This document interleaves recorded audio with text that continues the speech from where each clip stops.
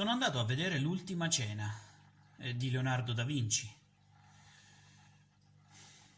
Una cena di soli maschi. Beh, i piatti saranno ancora lì tutti sporchi. Da lavare. Di Ramedia?